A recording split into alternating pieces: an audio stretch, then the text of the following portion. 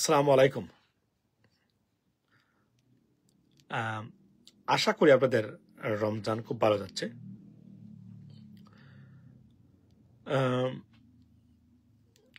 আপনারা শুনেছেন দেখছেন যে ভারত বাংলাদেশে একটি অবাধ, নিরপেক্ষ, ইনক্লুসিভ এবং পার্টিসিপেটরি নির্বাচন চায়।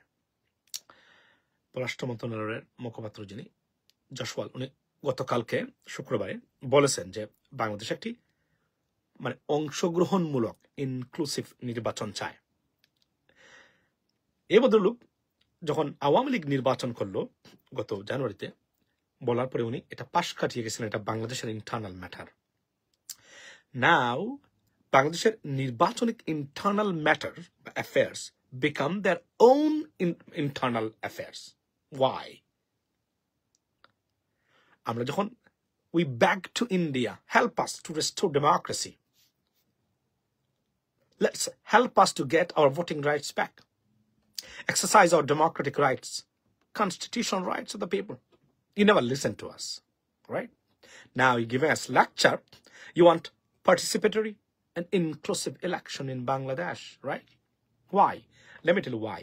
কেন তারা চায় এখন তাড়াতাড়ি নির্বাচন চায়? আপনারা জানেন যে তাদের স্থানীয় এজেন্ট শেখ হাসিনাকে বাংলাদেশের মানুষ তাড়িয়ে দেওয়ার পরে এই গণহত্যাকারীকে ভারত বেপরোয়া সিকিউরিটি থ্রেট হিসেবে নিয়েছে তারা বাংলাদেশের এই পরাজয়কে। ভারতের ডিপ্লোম্যাটিক ব্যর্থতা সব দিক দিয়ে চলছে মহাসমারোহে, ladies and gentlemen. There is no good sign or good news about diplomacy from, Indian diplomacy, to be honest, around the world. যুক্তরাষ্ট্রে মুখ থুবড়ে পড়েছে তাদের এই diplomacy, failed diplomacy, and so on to all the neighboring countries. Bangladesh চায়। Why? Because doctor Mohammad, তারা যেন শেখ হাসিনা যাওয়ার পরে বাংলাদেশ অরক্ষিত ভারতের জন্য কোনোভাবেই বাংলাদেশকে বসে আনা যাচ্ছে না। সব চেষ্টা করেও, প্রপাগান্ডা করেও ডক্টর ইউনূসকে থামানো গেল না, কোনো কিছু করা গেল না। So we need an election. তাহলে who? There is a party coming, any party. Is parties in their own pocket. অযোগ্য, অপদার্থ, আনইন্টালেকচুয়াল রাজনীতিবিদদের মহাসমারোহ তাদের পকেটে। তারা জানে এই মূর্খদেরকে কবজায় আনা কোনো ব্যাপার না, এবং অলরেডি তাদের পকেটে আছে। সো ডক্টর ইউনূস থাকলে কোনো কিছু করা যাবে না। বলছে বাংলাদেশের সাথে স্বাভাবিক সম্পর্ক বজায় রাখতে গেলে গণতান্ত্রিক নির্বাচিত সরকার আসার আগ পর্যন্ত it is not possible. Clearly বলছে তারা। এবং নির্বাচন চায়, বুঝতে পারছেন? নির্বাচন চায় জাতীয়তাবাদী দল বিএনপি, নির্বাচন চায় আওয়ামী লীগ, নির্বাচন চায় ভারত। নির্বাচন এই মুহূর্তে কারা চায় না? বাংলাদেশের আপামর সাধারণ মানুষ। তাহলে কারা? টোটালি কারা এক প্ল্যাটফর্মে, কারা অন্য প্ল্যাটফর্মে? 18 কোটি মানুষ এক প্ল্যাটফর্মে, আর এরা অন্য প্ল্যাটফর্মে চলে গেছেন। তারা নির্বাচন হলে কি হবে?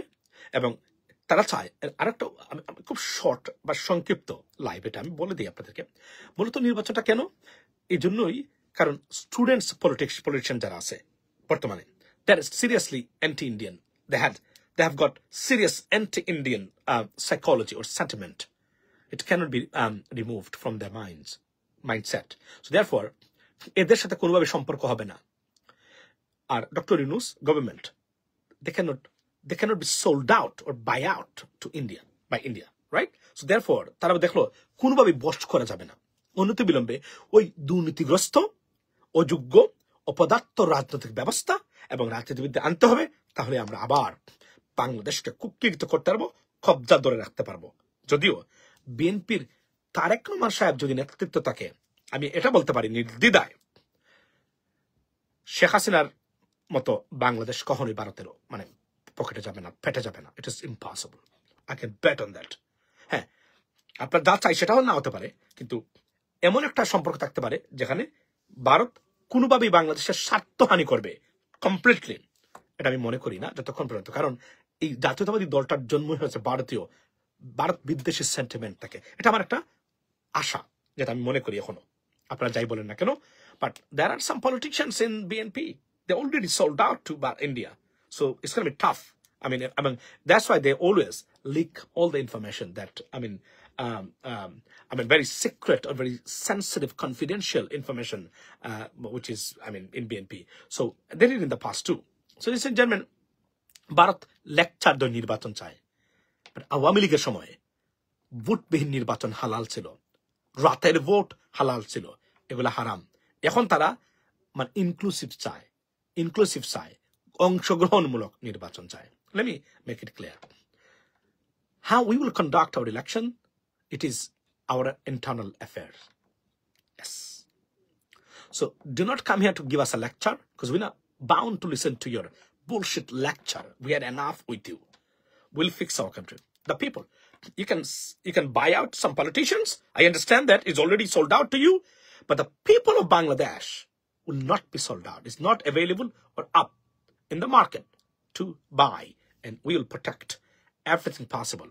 If you want a good relationship, make sure you come up with a good mindset and positive attitudes towards Bangladesh, which is fair and square relationship. If not, you can try, but you'll be failed, as you fail almost in everywhere around the world with your disastrous failed diplomacy. That's the bottom line. Have a good day, ladies and gentlemen. See you next time. Assalamu alaikum.